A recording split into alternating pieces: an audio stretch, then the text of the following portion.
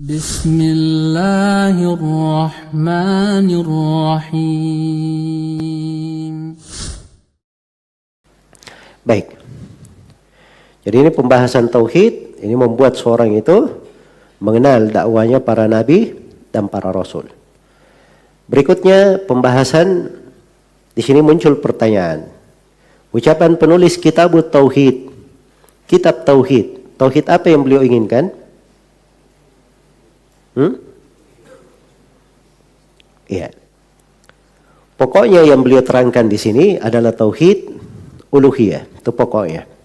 Tapi bukan artinya tidak ada pembahasan tauhid rububiyah dan tauhid asma wa sifat di dalamnya. Ada pembahasannya, tapi mengikut ke dalam pembahasan apa? Tauhid uluhiyah. Iya. Dan dari keistimewaan buku Syekh ini, di mana beliau terangkan tentang tauhid, beliau katakan kitabut tauhid, kitab tauhid. Di dalam buku ini beliau terangkan tentang hakikat tauhid itu, bagaimana tauhid yang dibawa oleh para nabi dan para rasul itu. Iya. Dan beliau terangkan tentang kewajiban tauhid. Beliau terangkan tentang hak-hak tauhid. Beliau jelaskan tentang cabang-cabang tauhid. Beliau uraikan pula tentang penyempurna-penyempurnanya.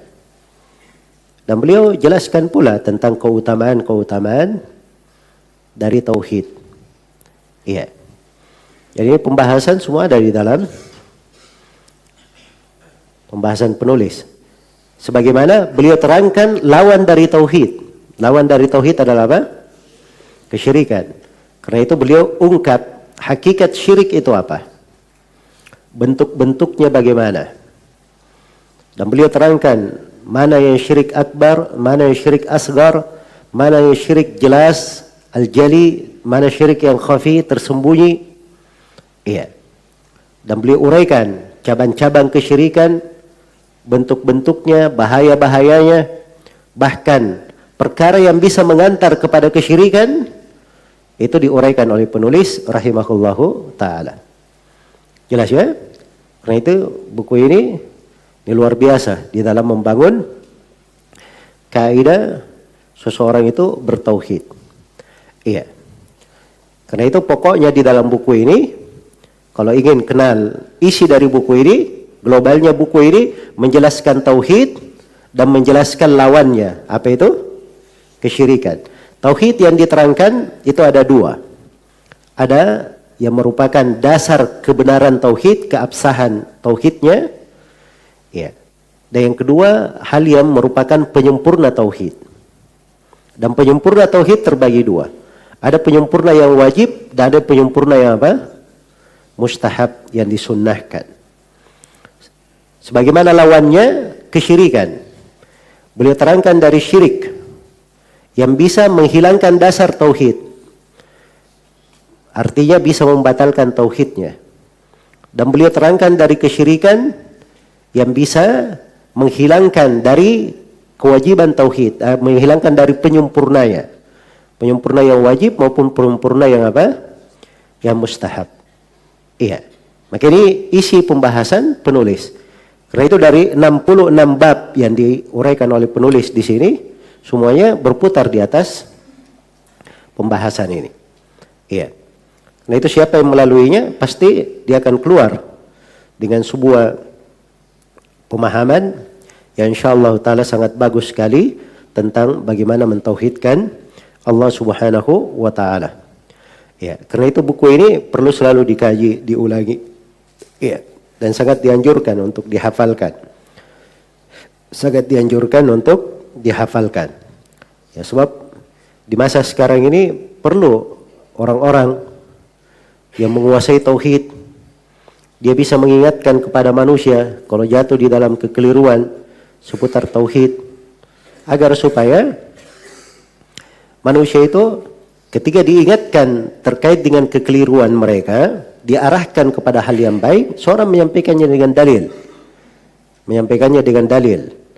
Nah, kalau disampaikan dengan dalil, umumnya orang-orang itu dia senang diberi dalil. diberi ayat, diberi hadits. Umumnya manusia seperti itu. Iya. Dan itu lebih melekat ke hati manusia. Saya ingat guru kami, Syekh Mukbil rahimahullahu ta'ala, beliau mengisahkan tentang dirinya. Ketika awal kali beliau berada di Saudi Arabia, ya belajar di Mekah, beliau rahimahullahu ta'ala itu kalau lewat sebuah pembahasan, dan di pembahasan itu kesalahan yang banyak terjadi di negeri Yaman, itu oleh Syekh dihafal bagus-bagus dalilnya. Jadi semua dalil yang terkait dengan itu beliau hafalkan. Ya. Jadi begitu setiap masalah yang kesalahan yang banyak terjadi di Yaman, beliau hafalkan dalilnya.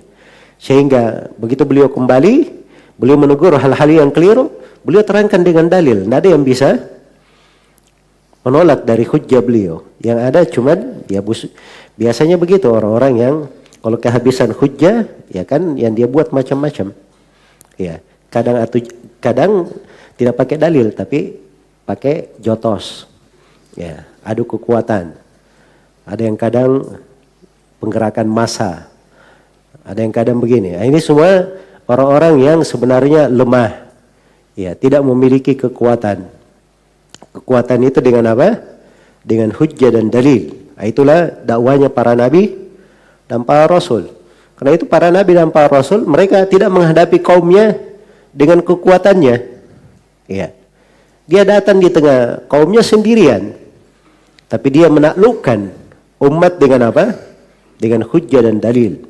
Ya, dengan hujjah dan dalil. Karena itu ya seorang penuntut ilmu harusnya punya perhatian di dalam menghafalkan dari ayat-ayat Al-Quran dan hadits-hadits Rasulullah Sallallahu Alaihi Wasallam yang dengannya dia bisa teguh di atas kebenaran, bisa mengajak manusia kepada jalan Allah Subhanahu Wa Taala dengan cara yang paling baiknya.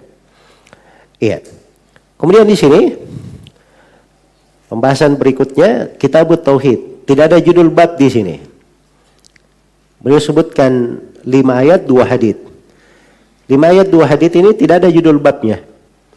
Beda dengan setelahnya ada judul bab. Iya. Tapi walaupun tidak ada judul babnya, penulis pada ayat-ayat dan hadits yang beliau sebutkan, ini bisa dipahami maksud beliau apa. Yang beliau inginkan dengan membawakan ayat-ayat itu apa. Iya. Yang beliau inginkan dengan membawakan ayat-ayat itu untuk apa? Ya di sini maksud beliau rahimahullahu taala, beliau ingin menjelaskan bahwa dari 5 ayat dan 2 hadits yang beliau akan uraikan, beliau ingin menerangkan 2 perkara. 2 hal yang ingin beliau tegaskan. Hal yang pertama, beliau ingin definisikan bahwa tauhid itu adalah ifradullah ta'ala bil ibadah. Tauhid adalah mengesahkan Allah dalam ibadah. Ini hal yang pertama yang beliau ingin tegaskan. Dan hal yang kedua yang ingin beliau tegaskan di sini, beliau ingin menjelaskan bahwa tauhid adalah kewajiban yang paling wajib. Kewajiban yang paling apa? Wajib. Iya. Dengan berbagai pendalilan yang akan disinggung oleh penulis pada 5 ayat dan 2 hadits yang beliau akan bawakan rahimahullahu ta'ala. Baik. Jadi ini beberapa pengantar terkait dengan judul buku ini, Kitabut Tauhid, dan maksud penulis rahimahullahu ta'ala di dalamnya. Baik, kita lihat pada 5 ayat dan 2 hadits serta masail yang disebutkan oleh penulis rahimahullahu ta'ala di awal buku ini.